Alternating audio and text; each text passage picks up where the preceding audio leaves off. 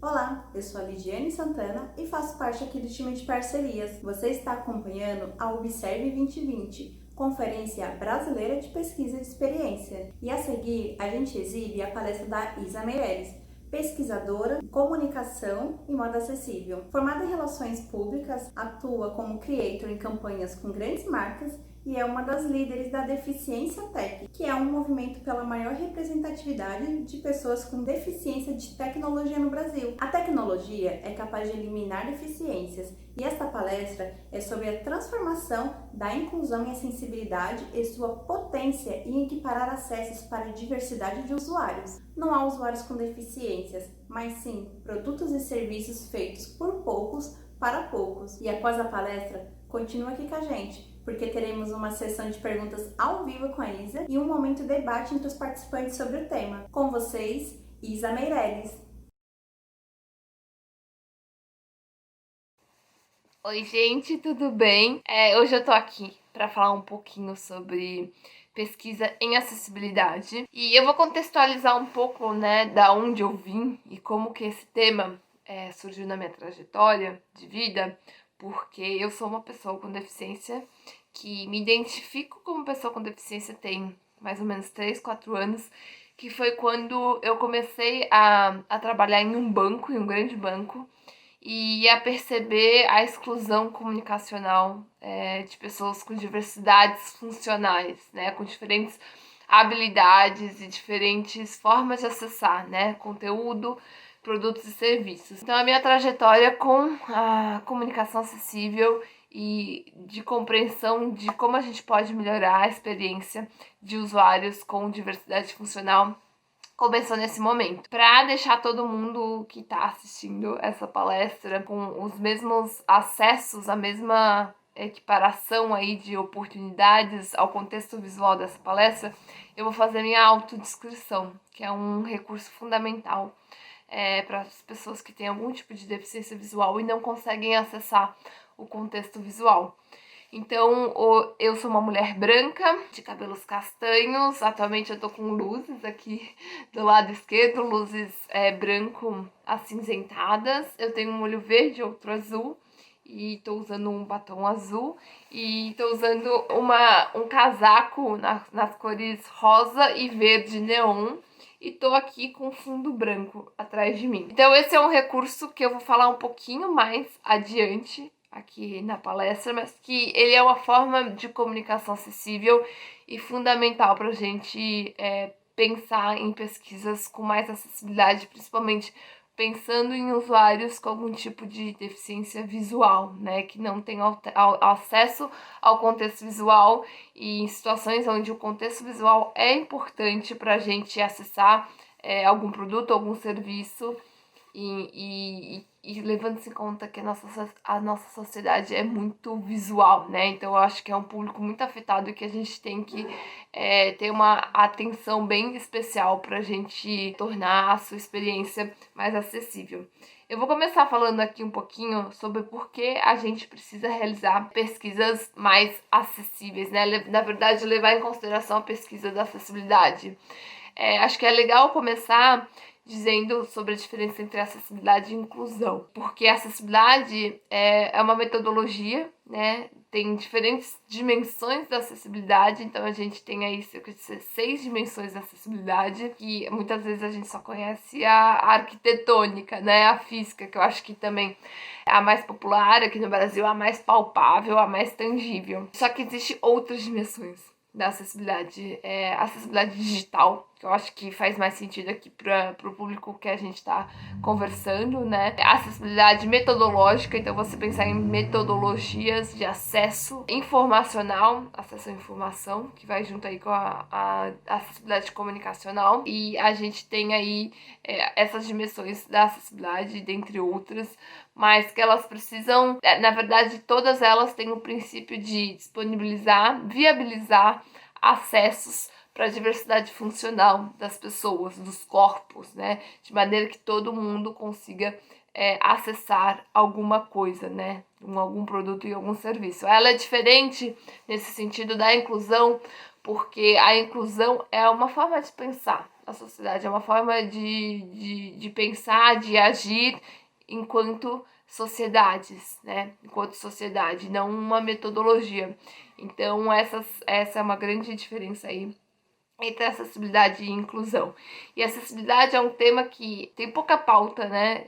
Ele é pouco pautado aqui no Brasil e ele é muito conhecido apenas pela a questão arquitetônica.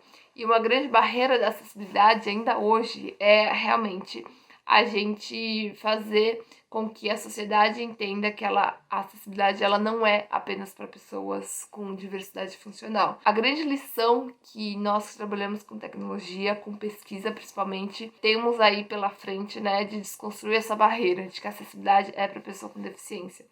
Porque o panorama da acessibilidade inclui a diversidade funcional de corpos, né? Então eu tô falando de corpos que estão envelhecendo e que vão envelhecer cada vez mais, porque a nossa sociedade está saindo aí de uma pirâmide onde a maioria ficava aqui, né, mais jovenzinha, e estamos cada vez mais ficando mais velhos, então o topo da pirâmide ele tá se alargando. Essa é uma realidade já muito presente nos países desenvolvidos e que está se acentuando aqui no Brasil.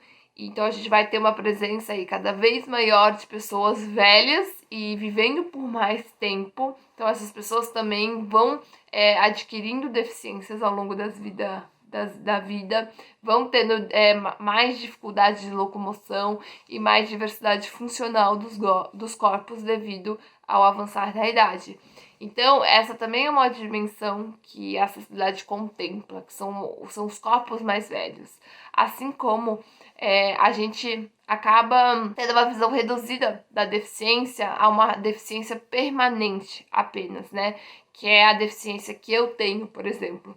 Porque eu tive glaucoma congênito nos 2 olhos, acabei perdendo a visão aí com 3 anos, então cresci a partir da perspectiva de um olho, do meu olho direito, e eu tenho assim uma deficiência permanente, então eu tenho pouquíssimas perspectivas aí na minha vida de voltar a enxergar com o olho esquerdo, né, de recuperar essa visão. Então, esse é um estilo, é um tipo de deficiência permanente. Só que a gente tem outros 2 tipos de deficiência que muitos de nós, de vocês aí que estão acompanhando a palestra, já podem ter vivenciado, que são deficiências situacionais, que é quando a gente tem alguma habilidade nossa, algum membro nosso limitado por conta de uma atividade, por conta de uma ação. Por exemplo, um pai e uma mãe, o pai ou uma mãe, em um supermercado carregando um bebê de colo. Então, como que eu posso tornar essa experiência dessa pessoa mais acessível, uma vez que ela tá ali pelo menos com uma das mãos carregando o bebê, se não as 2. Então, nesse momento, essa pessoa tem uma deficiência situacional, né? Assim como quando a gente está dirigindo um carro, uma bicicleta, a gente também tem nossa visão limitada e a gente não pode usar esse sentido para ler, por exemplo. O mesmo se aplica quando a gente está em uma balada, por exemplo, saudades balada. Até perdi o fio da meada, né? Lembrei de balada, perdi o fio da meada, tanto tempo em isolamento, minha gente, tá difícil. Na balada, por exemplo, né, com o som alto, a gente fica com o nosso sentido auditivo limitado. Então, a gente tem aí uma deficiência situacional, também uma deficiência auditiva situacional. A gente tem que recorrer à visão, ao texto, para conseguir suprir esse sentido. Então, aí são algumas situações de deficiências situacionais que a gente passa aí diariamente. Também tem um outro tipo de deficiência, que é o 3º tipo, que é a deficiência temporária. Ou seja, quando você tem alguma limitação aí funcional devido a alguma ação em um período mais extenso de tempo. Por exemplo, quando você quebra o seu braço e tem que imobilizá-lo. Então também você fica em um período de tempo com as suas funções corporais limitadas. Então nesse momento você tem uma deficiência. É um conceito trazido aí pelo design inclusivo da Microsoft, uma metodologia defendida por eles, que a gente usa muito aí também na aplicação de design inclusivo para criação de produtos e serviços. Então, é uma ampla gama de usuários que a gente tem que levar em consideração na pesquisa de acessibilidade e que a gente acaba limitando a acessibilidade a pessoas com deficiência, mas a gente precisa realmente ampliar esse olhar que a deficiência ela não é apenas permanente, ela engloba todos nós. E quando eu trago experiências mais acessíveis para uma maior gama de pessoas e de acessos, eu consigo melhorar a experiência para todos os usuários. É a partir desse pressuposto que a gente defende a pesquisa em acessibilidade. Eu vou comentar um pouquinho sobre também os diferentes tipos, né, de deficiência. Porque atualmente a gente tem no Brasil 1/4 da população, então aproximadamente 45 milhões de brasileiros com algum tipo de deficiência, seja ela deficiência auditiva, cognitiva, motora, visual, física. Resumo da ópera, a gente tem aí diferentes tipos de deficiência, né, que eu prefiro trazer a nomenclatura de diversidade funcional. Em um país, né, a gente tem 1/4 da população com algum tipo de deficiência, e em termos globais, a gente tem 1 bilhão de pessoas com deficiência. E a gente tem aí uma previsão de aumento por conta desses motivos do envelhecimento, principalmente que eu trouxe. Tem outros motivos relacionados à violência urbana e outros tipos de violência e que acabam acarretando mutilações e perdas de sentidos. Então a gente tem um aumento aí, uma previsibilidade de aumento do número de pessoas com deficiência no mundo. Então, aí, né, tô aqui advogada da acessibilidade, tentando listar as principais necessidades que a gente precisa focar cada vez mais em pesquisa de acessibilidade, né? Os principais benefícios e a longo prazo, como pesquisadores e pesquisadoras, como investir, né, nesse tema é fundamental para a gente conseguir construir experiências futuras mais acessíveis para o maior número de pessoas, né?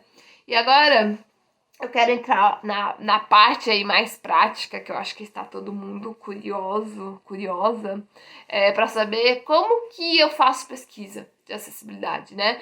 Levando-se em conta esse cenário aí de muita gente, uma diversidade enorme de funcionalidade das pessoas, de graus, de níveis de diversidade funcional, como que eu faço pesquisa?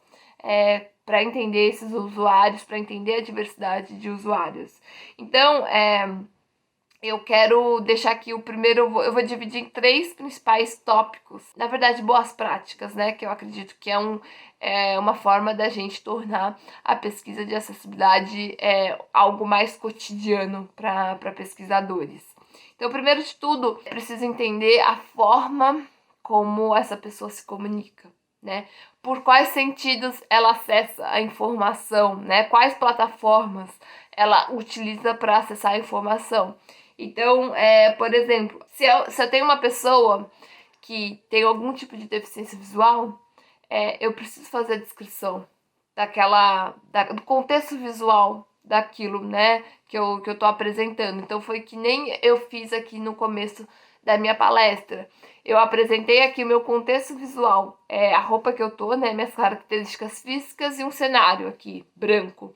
Então isso é muito importante quando eu vou descrever um produto, por exemplo, uma tela para alguém, eu preciso descrever para ela quais são os elementos que estão nessa tela. Preciso entender como eu posso tornar essa tela acessível para essa pessoa que não tem disponível a questão visual.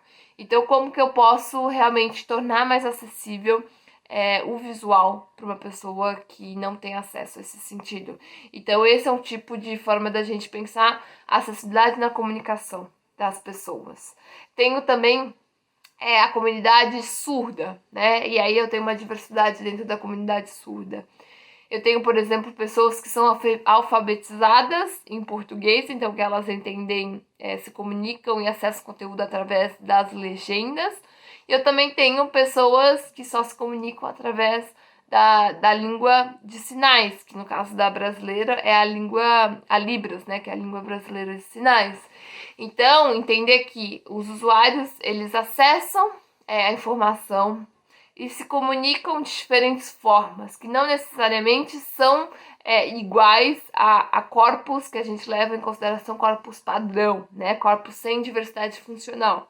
Então, eu pensar, né, na comunicação, né, da forma como eu vou me comunicar, e aí eu vou englobar desde aí da concepção do produto, do serviço, até a comunicação com o cliente, né?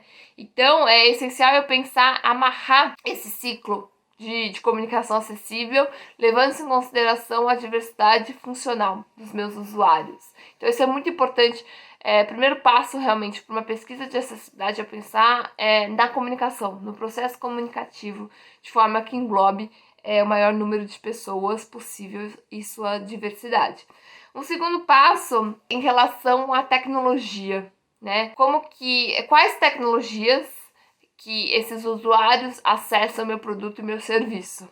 Porque a gente tem uma ampla gama de tecnologias assistivas, que a gente chama, que são recursos, habilidades funcionais, que ampliam as habilidades funcionais das pessoas com deficiência. Então pode ser aqui tanto um teclado em braille, né, para pessoas que são surdo-cegas. Também tem o exemplo do leitor de telas para pessoas cegas. Tem o teclado vertical também com palito de pau para pessoas que têm alguma mobilidade, têm a mobilidade reduzida, alguma questão motora. Também tem um teclado de uma mão, né? Tem muitas pessoas amputadas que usam um teclado para digitação com uma mão também. Reconhecimento de fala, reconhecimento de retina, né? Citando algumas tecnologias assistivas que viabilizam que pessoas com diversidade funcional acessem, né, o digital, acessem o produto ou serviço. Então, eu preciso levar em consideração, na minha pesquisa de acessibilidade, a tecnologia assistiva, né, as diversas tecnologias assistivas que são utilizadas pelas pessoas, né? Eu citei aqui algumas, mas tem muitas outras, né? Para cada deficiência, a gente tem uma adaptação, uma tecnologia assistiva. E o quão importante mesmo é a gente fazer testes e pesquisar com usuários que usam tecnologias assistivas, né? O leitor de telas, eu acho que é um caso aí que mais próximo, né? Que talvez pessoas que estão assistindo tenham tido contato, porque isso tem ficado cada vez mais comum, principalmente nas redes sociais, e o compartilhamento sobre a necessidade da gente escrever imagens, por exemplo, né? No nosso e-commerce, nas nossas redes sociais até mesmo, porque acaba que é um universo totalmente inatingível, intangível, né, para o leitor de tela se eu não descrevo as minhas imagens, né. Então esse é um exemplo da necessidade de uma pessoa que tem uma deficiência visual e usa um leitor de telas e precisa da comunicação acessível em descrição para ela conseguir ter acesso àquele produto e serviço. Então, a gente pensar em tecnologia assistiva e lembrar que muita gente usa tecnologia assistiva para acessar nossos produtos e serviços é fundamental para a viabilidade de uma pesquisa de acessibilidade. E em terceiro ponto, eu acho assim, é o menos técnico, mas o mais... se tem uma coisa para vocês ficarem marcado mesmo aqui, terminando essa palestra, é esse terceiro tópico, que eu acho essencial, que é perguntar. Sempre perguntar para o usuário como ele se comunica, como ele prefere se comunicar, com qual formato de conteúdo ele consegue se comunicar, com quais tecnologias ele acessa o universo digital e, principalmente, quais são as suas dores. Eu convivo muito com pessoas com deficiência e diariamente eu aprendo com elas sobre coisas que são inacessíveis, sobre produtos que são inacessíveis. Desde você abrir uma conta, por exemplo, em um banco, tendo que escanear a sua identidade, e tem pessoas que não têm, por exemplo, assinatura nas suas identidades. E aí isso interrompe o processo, porque muitos bancos não estão preparados para escanear uma identidade e essa identidade não tem assinatura. Então, emplaca, né? Torna uma barreira o processo para essas pessoas. Então, existem inúmeros processos aí com barreiras, porque os nossos produtos e serviços não são desenvolvidos para a diversidade funcional das pessoas. Então é essencial que a gente entenda suas dores, né, que são muitas, e pergunte sempre para elas como é a melhor forma da gente se comunicar, qual a melhor forma delas acessarem o conteúdo, porque dessa forma a gente consegue migrar para uma pesquisa, na verdade, para uma metodologia de pesquisa que englobe mais diversidade funcional, porque hoje a gente leva muito em consideração a diversidade, outras diversidades, né, dos nossos usuários. Então, identidade de gênero, orientação sexual, raça, enfim, né, a gente tem em mente esses marcadores sociais, mas o marcador social que é representado pela diversidade funcional, ele é pouquíssimo presente nas nossas pesquisas. E quão fundamental ele é para a gente construir experiências mais inclusivas para todo mundo. Então eu quero realmente encerrar, né, essa conversa de hoje salientando sobre a necessidade da gente pensar acessibilidade além da rampa, porque a gente ainda entende a acessibilidade como rampa, e como a gente tem aí nas nossas mãos, como pesquisadores, a acessibilidade digital como uma forma de expandir as nossas experiências e torná-las mais multissensoriais, quem sabe, levando-se em consideração a diversidade funcional dos nossos usuários. E que lembrar que para eu tornar a minha pesquisa de acessibilidade mais palpável e mais decorrente no meu dia a dia como pesquisador, eu levar em consideração esses 3 tópicos, né? A comunicação com o usuário diverso, as tecnologias assistivas que ele utiliza ou ela utiliza, e as dores, né? As principais dores compartilhadas e as principais necessidades aí nesse processo de experiência de produto e serviço. E dessa forma eu encerro essa palestra. Espero que o conteúdo tenha sido válido, seja válido, né, para vocês. Me coloco à disposição para a gente trocar mais sobre esse tema. Sou uma das líderes aí da Deficiência Tech, que é uma comunidade de inclusão de pessoas com deficiência no mercado de tecnologia. Então, eu tenho muitas pessoas com deficiência nessa comunidade. Para quem precisar e quiser acessar a comunidade, fazer parte, também deixo o convite. E para quaisquer outras dúvidas sobre pesquisa de acessibilidade, também design inclusivo e suas diferentes vertentes, deixo o convite aí também para vocês acompanharem a Redesign for All nas redes sociais, Instagram, Facebook, LinkedIn, e também no nosso site, que a gente sempre traz novos conteúdos e novas práticas para tornar a nossa comunicação mais acessível. Um beijo, minha gente, fiquem bem, se cuidem e um abraço. Não sei como terminar, minha gente. É isso. Tchau!